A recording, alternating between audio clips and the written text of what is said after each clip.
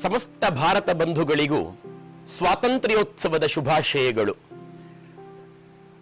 ನಮ್ಮ ದೇಶ ಭಾರತ, ನಮ್ಮ ಸಂಸ್ಕೃತಿ ಭಾರತ, ನಮ್ಮ ಸಾಹಿತ್ಯ ಭಾರತ, ನಮ್ಮ ಇತಿಹಾಸ ಭಾರತ, ನಮ್ಮ ಶ್ರದ್ಧೆ ಭಾರತ, ನಮ್ಮ ಜೀವ ಭಾರತ, ನಮ್ಮ ಉಸಿರು ಭಾರತ, ನಮ್ಮ ಪ್ರಾಣ ಭಾರತ. ಈ ಮಾತನ್ನ ಹೇಳಬೇಕು ಅಂತಾದರೆ ಈ ಭಾರತದ ಮಣ್ಣಿನ ಅಂತಃಸತ್ವವನ್ನ ರಕ್ತದಲ್ಲಿ ಸೇರಿಸಿಕೊಂಡವರೇ ಹೇಳಬೇಕು, ನಾವು ನೀವು ಹೇಳಬೇಕು.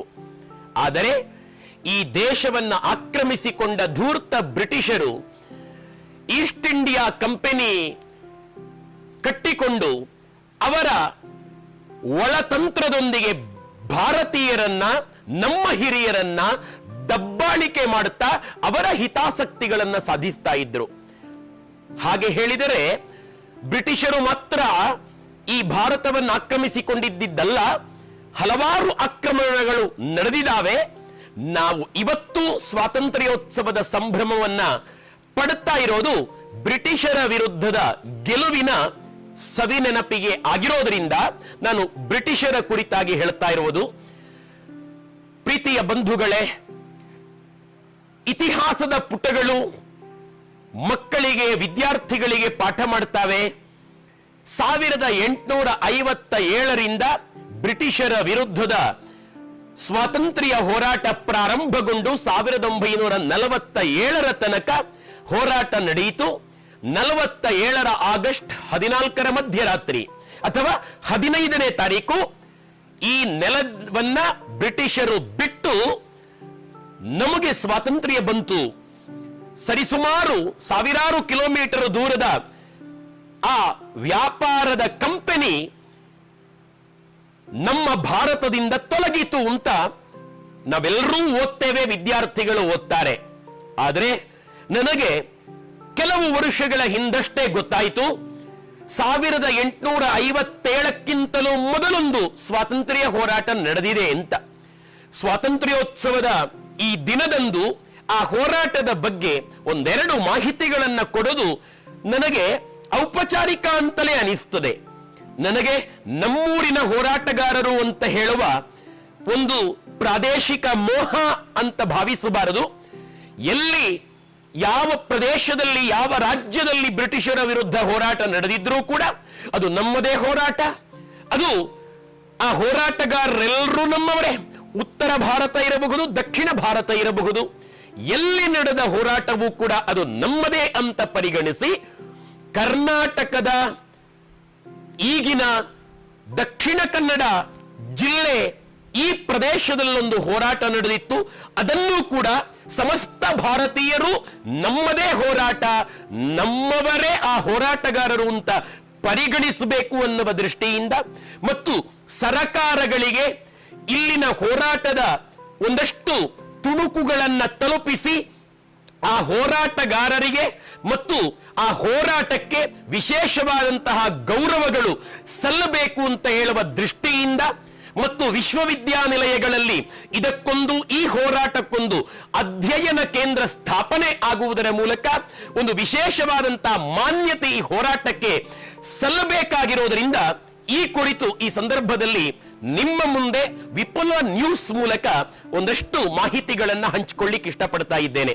ಪ್ರೀತಿಯ ಬಂಧುಗಳೇ, ನಮ್ಮ ಈ ಜಿಲ್ಲೆ ಏನಿದೆ, ಕರ್ನಾಟಕದ ದಕ್ಷಿಣ ಕನ್ನಡ ಜಿಲ್ಲೆ ಏನಿದೆ, ಮೊದಲು ದಕ್ಷಿಣ ಕನ್ನಡ ಜಿಲ್ಲೆ ಮತ್ತು ಉತ್ತರ ಕನ್ನಡ ಜಿಲ್ಲೆ ಅಂತ ಹೇಳುವ ವಿಭಾಗ ಇರಲಿಲ್ಲ. ಈಗಂತೂ ದಕ್ಷಿಣ ಕನ್ನಡವೇ ವಿಭಜನೆಗೊಂಡಿದೆ. ಉಡುಪಿ ಬೇರೆ ಆಗಿದೆ, ಮಂಗಳೂರು ಬೇರೆ ಆಗಿದೆ, ದಕ್ಷಿಣ ಕನ್ನಡ ಬೇರೆ ಆಗಿದೆ. ಅವತ್ತು ನಮ್ಮ ಸುಳ್ಯದಿಂದ ಹಿಡಿದು ಈ ಕಡೆ ಕಾಸರಗೋಡು ಮತ್ತು ಉತ್ತರ ಕನ್ನಡದ ಕೊನೆಯ ತನಕ, ತುತ್ತ ತುದಿಯ ತನಕ ಒಂದೇ ಜಿಲ್ಲೆಯಾಗಿತ್ತು. ಈ ಜಿಲ್ಲೆಯ ನಮ್ಮ ಪುತ್ತೂರು ಮತ್ತು ಸುಳ್ಯದ ಪ್ರಾಂತ ಏನಿದೆ, ಈ ಭಾಗ ಏನಿದೆ, ಇದು ಕನ್ನಡ ಜಿಲ್ಲೆ ಆಗಿರಲಿಲ್ಲ, ಕೆನರಾ ಜಿಲ್ಲೆ ಆಗಿರಲಿಲ್ಲ, ಕೊಡಗು ರಾಜ್ಯ ಆಗಿತ್ತು, ಕೊಡಗು ಜಿಲ್ಲೆ ಆಗಿತ್ತು. ಕೊನೆಯ ರಾಜ, ಕೊಡಗಿನ ಕೊನೆಯ ರಾಜ ಚಿಕ್ಕವೀರ ರಾಜ ಅಂತ ಹೇಳಿ ಅವನ ಆಡಳಿತ ವೈಫಲ್ಯದಿಂದಲಾಗಿ, ಅವನ ವಿಕೃತ ಕಾಮ ಮತ್ತು ಅವನ ಹುಚ್ಚಾದ ಆಡಳಿತದಿಂದಲಾಗಿ ಬ್ರಿಟಿಷರು ಅವನನ್ನ ಮೋಸಗೊಳಿಸಿ ಕೊಡಗನ್ನ ವಶಪಡಿಸಿಕೊಳ್ತಾರೆ. ಅಲ್ಲಿಯ ತನಕ ನಮ್ಮ ಪುತ್ತೂರು, ಸುಳ್ಯ ಹಾಗೆಯೇ ಕೊಡಗು ಭಾಗಗಳಿಗೆ ಕಂದಾಯ ವ್ಯವಸ್ಥೆ ಜಾರಿಯಲ್ಲಿ ಇರಲಿಲ್ಲ. ಅಂದ್ರೆ ಒಬ್ಬ ರೈತ ಅವನ ಭೂಮಿಗೆ ಅನುಗುಣವಾಗಿ ಭೂಮಿ ಎಷ್ಟಿದೆಯೋ ಅದರ ಮಾನದಂಡಕ್ಕೆ ಅನುಗುಣವಾಗಿ ಬ್ರಿಟಿಷ್ ಸರ್ಕಾರಕ್ಕೆ ಕಂದಾಯವನ್ನ ಕಟ್ಟಬೇಕಿತ್ತು. ಕೊಡಗಿನ ರಾಜನಿಗೂ ಬ್ರಿಟಿಷ್ ಸಾಮ್ರಾಜ್ಯಶಾಹಿಗೂ ಸ್ನೇಹ ಸಂಬಂಧ ಇದ್ದಿರೋದ್ರಿಂದ ಕೊಡಗಿನ ರಾಜನ ವ್ಯಾಪ್ತಿಯ ರೈತರು ಇದರಿಂದ ಮುಕ್ತರಗೊಂಡಿದ್ದರು. ಕಂದಾಯವನ್ನ ಕಟ್ಟಬೇಕಾಗಿರಲಿಲ್ಲ.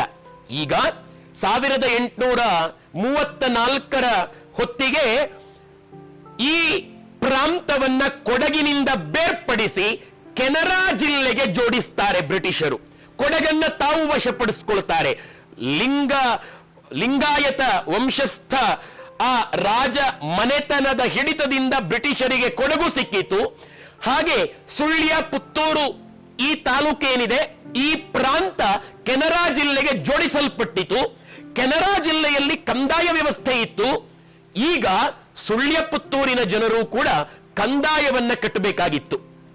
ಪ್ರೀತಿಯ ಬಂಧುಗಳೇ, ನಾನು ಹೇಳಿದೆ ಈ ಕಂದಾಯ ವ್ಯವಸ್ಥೆಯೂ ಕೂಡ ಸರಿಯಾಗಿರಲಿಲ್ಲ, ಅದು ನ್ಯಾಯಯುತವಾಗಿರಲಿಲ್ಲ. ಕಾರಣ, ಉದಾಹರಣೆಗೆ ಒಬ್ಬನಿಗೆ ರೈತನಿಗೆ 20 ಎಕರೆ ಜಾಗ ಇದೆ, ಭೂಮಿ ಇದೆ ಅಂದ್ರೆ ಅವನಿಗೆ ಕೃಷಿ ಮಾಡ್ಲಿಕ್ಕೆ ಸಾಧ್ಯ ಆಗೋದು 5 ಎಕರೆಗಳಷ್ಟು ಜಾಗದಲ್ಲಿ ಮಾತ್ರ. ಯಾಕೆಂದ್ರೆ ಸಮೃದ್ಧವಾದ ನೀರು ಎಷ್ಟಿದೆಯೋ ಆ ನೀರಿಗೆ ಅನುಗುಣವಾಗಿ ಮತ್ತು ಮಣ್ಣಿನ ಫಲವತ್ತತೆಗೆ ಅನುಗುಣವಾಗಿ ಕೃಷಿ ಮಾಡಬೇಕಾಗುತ್ತದೆ. ಆದರೆ ಕಂದಾಯವನ್ನ ಹೇರುತ್ತಾರೆ ಬ್ರಿಟಿಷರು. 20 ಎಕರೆಗಳಷ್ಟು ಕಾಲ ಕೃಷಿ ಇದೆ ಅಂತಲೇ ಮಾನ್ಯ ಮಾಡಿ ವಿಪರೀತ ಕಂದಾಯವನ್ನ ಹಾಕಲಾಗಿತ್ತು. ಆದದ್ರಿಂದ ಬೆಳೆ ಬೆಳೆಯುವ ರೈತ ಬೀದಿಗೆ ಬರಬೇಕಾದಂತ ಪರಿಸ್ಥಿತಿ ಒಂದು ಕಡೆ ಬಂತು. ಇದರ ಬಿಸಿ ತಟ್ಟಿತು ನಮ್ಮ ಸುಳ್ಯ, ಪುತ್ತೂರು ಜನರಿಗೆ. ಇದೇ ಸಮಯದಲ್ಲಿ ಚಿಕ್ಕವೀರ ರಾಜನನ್ನ ಮೋಸಗೊಳಿಸಿ ಕೊಡಗನ್ನ ಬ್ರಿಟಿಷರು ವಶಪಡಿಸಿಕೊಂಡಿದ್ದಾರೆ ಅನ್ನುವ ಕಾರಣದಿಂದ, ರಾಜಪ್ರೇಮದಿಂದ ಅಪರಂಪರ ಅಂತ ಹೇಳುವ ಒಬ್ಬ ಜಂಗಮ ಒಂದು ಬ್ರಿಟಿಷರ ವಿರುದ್ಧ ಹೋರಾಟ ಮಾಡಬೇಕು ಅಂತ ತೀರ್ಮಾನ ಮಾಡ್ತಾನೆ.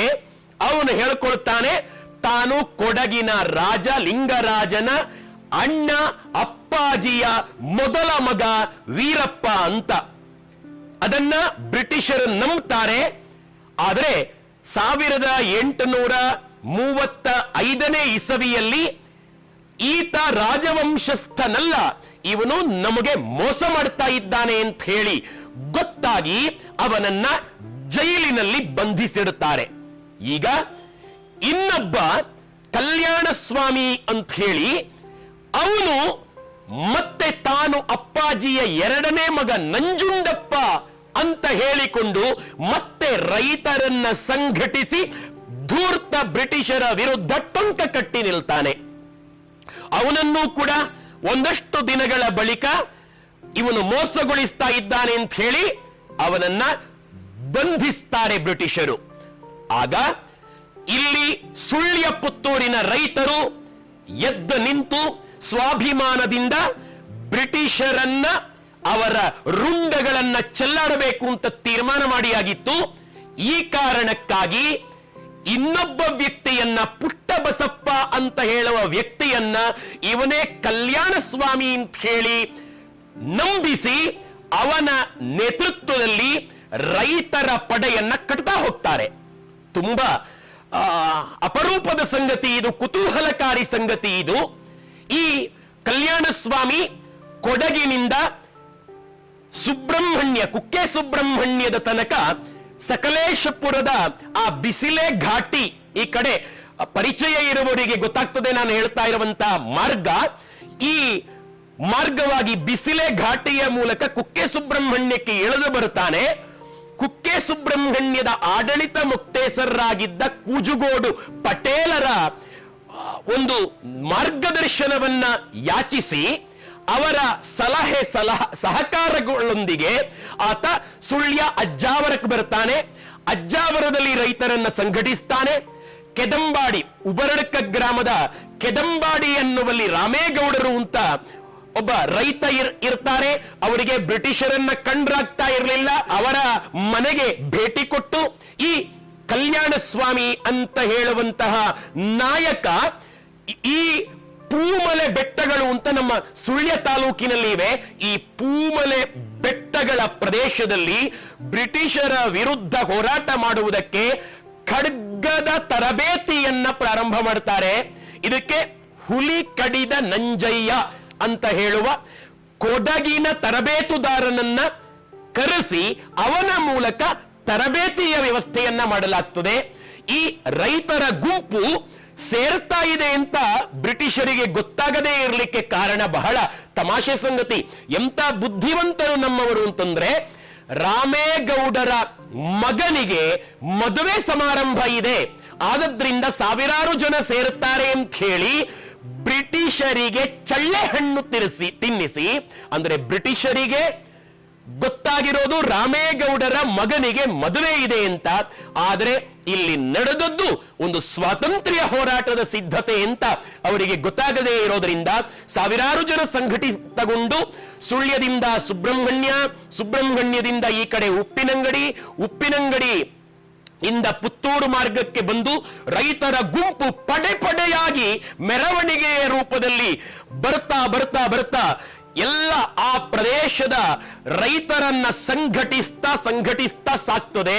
ಈ ಕಡೆ ಕಬಕಕ್ಕೆ ಬಂದು ಕಬಕದಿಂದ ವಿಟ್ಲ ಮಾರ್ಗಕ್ಕೆ ತಿರುಗಿ ವಿಟ್ಲವನ್ನ ತಲುಪಿ ವಿಟ್ಲದಿಂದ ಎಡಗಡೆಗೆ ಕಾಸರಗೋಡು ರಸ್ತೆಯನ್ನ ತಗೊಂಡು ಈ ಕಡೆ ಕಾಸರಗೋಡು ತಲುಪಿ ಆ ಕಡೆ ಕುಂಬಳೆ ಮಂಜೇಶ್ವರ ದಾಟಿ ಮಂಗಳೂರನ್ನ ತಲುಪುತ್ತದೆ.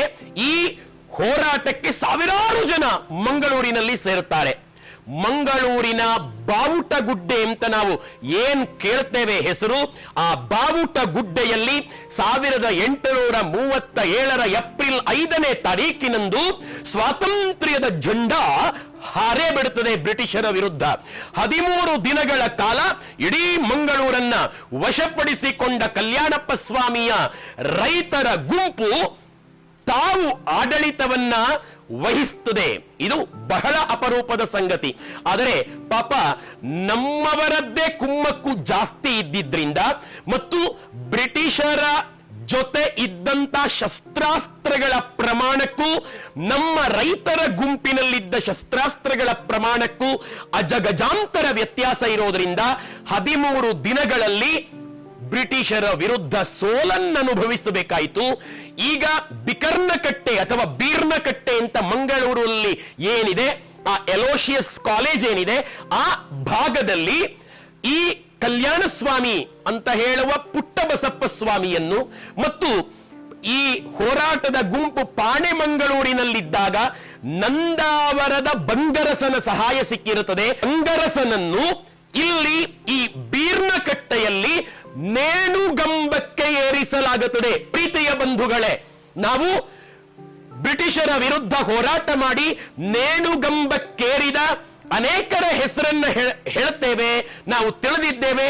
ಆದರೆ ಎಲ್ಲದಕ್ಕಿಂತಲೂ ಮೊದಲು 1837ರಲ್ಲಿ 1857ರ ಸ್ವಾತಂತ್ರ್ಯ ಸಂಗ್ರಾಮ ಅಂತ ನಾವು ಏನು ಇತಿಹಾಸದಲ್ಲಿ ಓದ್ತೇವೆ, ಅದಕ್ಕಿಂತಲೂ 20 ವರ್ಷಗಳ ಹಿಂದೆ ಈ ಕಲ್ಯಾಣ ಸ್ವಾಮಿಯ ಗುಂಪಿಗೆ ಕೆಲವರನ್ನ ಮಂಗಳೂರಿನ ಬೀರ್ನಕಟ್ಟೆಯಲ್ಲಿ, ಇನ್ನು ಕೆಲವರನ್ನ ಮಡಿಕೇರಿಯಲ್ಲಿ ಗಲ್ಲಿಗೇರಿಸಲಾಗುತ್ತದೆ.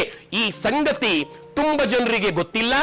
ನಮ್ಮ ಈ ಹೋರಾಟದಲ್ಲಿ ಬೆಳ್ಳಾರೆ ಏನಿದೆ, ಇವಾಗಿನ ಸುಳ್ಯ ತಾಲೂಕಿನ ಬೆಳ್ಳಾರೆ ಏನಿದೆ, ಆ ಬೆಳ್ಳಾರೆಯಲ್ಲಿ ಇದ್ದ ಬ್ರಿಟಿಷರ ಖಜಾನೆಯನ್ನ ವಶಪಡಿಸಿಕೊಳ್ತಾರೆ ಈ ರೈತರ ಗುಂಪು, ನಮ್ಮವರ ಆ ಹೋರಾಟಗಾರರ ಗುಂಪು. ಆ ಬೆಳ್ಳಾರೆಯ ಖಜಾನೆ ಇದ್ದ ಆ ಜಾಗದಲ್ಲಿ ಬ್ರಿಟಿಷರ ದೊಡ್ಡ ಬಂಗಲೆ ಇತ್ತು ಅಂತ ಹೇಳುವ ಕಾರಣಕ್ಕಾಗಿ ಈಗಿನ ಆ ಗವರ್ಮೆಂಟ್ ಕಾಲೇಜ್ ಬೆಳ್ಳಾರೆಯಲ್ಲಿ ಏನಿದೆ, ಆ ಪ್ರದೇಶವನ್ನ ಬಂಗಲೆಗುಡ್ಡೆ ಅಂತ ಕರೀತಾರೆ. ಅಲ್ಲಿ ಬ್ರಿಟಿಷರ ಬಂಗಲೆ ಇತ್ತು ಅಂತ ನಾನು ಸರಕಾರಗಳಲ್ಲಿ ವಿನಂತಿ ಮಾಡಿಕೊಳ್ತಾ ಇದ್ದೇನೆ. ಈ ಸ್ವಾತಂತ್ರ್ಯೋತ್ಸವದ ಸಂಭ್ರಮದ ನಡುವೆ ದಯವಿಟ್ಟು ಈ ಒಂದು ಹೋರಾಟಕ್ಕೆ ಮಾನ್ಯತೆ ಕೊಡುವ ಹಾಗೆ ನೀವು ಧ್ವನಿ ಎತ್ತಬೇಕು. ವಿಧಾನಸಭೆಯಲ್ಲಿ ಮತ್ತು ಕೇಂದ್ರದ ಸಭೆಗಳಲ್ಲಿ ನೀವು ಧ್ವನಿ ಎತ್ತಿ ದಯವಿಟ್ಟು ಈ ದೇಶದ ಪ್ರಧಾನಮಂತ್ರಿಗಳಿಗೆ ಈ ಹೋರಾಟದ ಕುರಿತು ಒಂದಷ್ಟು ಮಾಹಿತಿಗಳನ್ನ ತಲುಪಿಸಿ ನಮ್ಮವರ ಹೋರಾಟಕ್ಕೊಂದು ವಿಶೇಷವಾದಂತಹ ಮಾನ್ಯತೆಯನ್ನ ಕೊಡಬೇಕು ಅಂತ ಹೇಳಿ ನಾನು ವಿಶೇಷವಾಗಿ ವಿನಂತಿಸಿಕೊಳ್ತಾ ಇದ್ದೇನೆ. ಪ್ರಾಣವನ್ನೇ ಕೊಟ್ಟು ಈ ನೆಲವನ್ನ ನಮ್ಮ ಹೋರಾಟಗಾರರು ಉಳಿಸಿಕೊಟ್ಟಿದ್ದಾರೆ. ಈ ಸಂದರ್ಭದಲ್ಲಿ ನಾವು ಸ್ವಾತಂತ್ರ್ಯೋತ್ಸವವನ್ನ ಆಚರಣೆ ಮಾಡೋದು ಅಂತಂದ್ರೆ ಆಗಸ್ಟ್ 15ರ ಇವತ್ತು ಮಾತ್ರ ನಮ್ಮ ತ್ರಿವರ್ಣ ಧ್ವಜವನ್ನ ಬಾನೆತ್ತರ ಗಗನದೆತ್ತರ ಹಾರಾಡಿಸಿ ವಂದೇ ಮಾತರಂ ಅಂತ ಹಾಡುವುದಲ್ಲ, ಜನಗಣಮನ ಅಧಿನಾಯಕ ಜಯ ಹೇ ಅಂತ ಈ ಒಂದು ದಿವಸ ಹಾಡುವುದಲ್ಲ.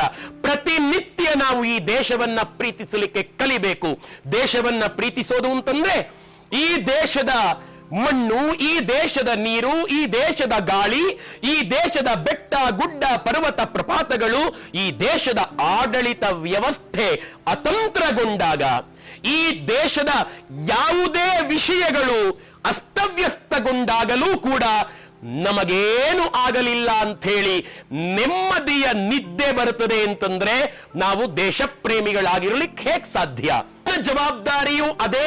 ನಾನು ಕೂಡ ಈ ದೇಶದ ಪ್ರತಿಯೊಂದು ಕಣಕಣಗಳನ್ನ, ಅರಣ್ಯವನ್ನ, ಗಾಳಿಯನ್ನ, ಮಣ್ಣನ್ನ, ಬೆಟ್ಟ ಗುಡ್ಡಗಳನ್ನ, ವ್ಯವಸ್ಥೆಯನ್ನ ಪ್ರೀತಿಸಬೇಕು ಮತ್ತು ಇಡೀ ಸಾರ್ವತ್ರಿಕವಾಗಿ ಎಲ್ಲ ಜಾಗತಿಕ ರಾಷ್ಟ್ರಗಳ ನಡುವೆ ಭಾರತವು ಕೂಡ ಹೆಮ್ಮೆಯಿಂದ ಹೇಗೆ ಚಿಕಾಗೋ ಸರ್ವಧರ್ಮ ಸಮ್ಮೇಳನದ ವೇದಿಕೆಯ ಮೂಲಕ ಸ್ವಾಮಿ ವಿವೇಕಾನಂದರು ಭಾಷಣ ಮಾಡಿದಾಗ ಇಡೀ ಜಾಗತಿಕ ರಾಷ್ಟ್ರಗಳ ಪೈಕಿ ಭಾರತದ ಪರಂಪರೆ, ಭಾರತದ ಸಂಸ್ಕೃತಿ ವಿರಾಜಮಾನವಾಯಿತು, ಅದೇ ರೀತಿ ಪ್ರತಿನಿತ್ಯ ಜಾಗತಿಕವಾಗಿ ನಮ್ಮ ರಾಷ್ಟ್ರ ಮಾನ್ಯತೆಯನ್ನ ಪಡೆಯುವಲ್ಲಿ ನಮ್ಮ ಕಾಣಿಕೆಯನ್ನ ಕೊಟ್ಟಾಗ ಮಾತ್ರ ಸ್ವಾತಂತ್ರ್ಯೋತ್ಸವದ ಸಂಭ್ರಮ, ಸ್ವಾತಂತ್ರ್ಯೋತ್ಸವದ ಆಚರಣೆ ಸಾರ್ಥಕ ಅಂತ ಹೇಳುವ ಒಂದು ಕಿವಿಮಾತನ್ನ ಅಥವಾ ಸ್ವಗತ ಅಂತ ಇಟ್ಟುಕೊಳ್ಳಿ. ನೀವು ನನಗೆ ನಾನೇ ಹೇಳಿಕೊಂಡ ಮಾತು ಅಂತ ಹೇಳಿಕೊಳ್ತಾ ಈ ನನ್ನ ಎಲ್ಲ ಮಾತುಗಳನ್ನ ನನ್ನ ಗುರುದೇವರಾದ ವಿವೇಕಾನಂದರ, ಸ್ವಾಮಿ ವಿವೇಕಾನಂದರ ಪವಿತ್ರ ಪದತಲಗಳಲ್ಲಿ,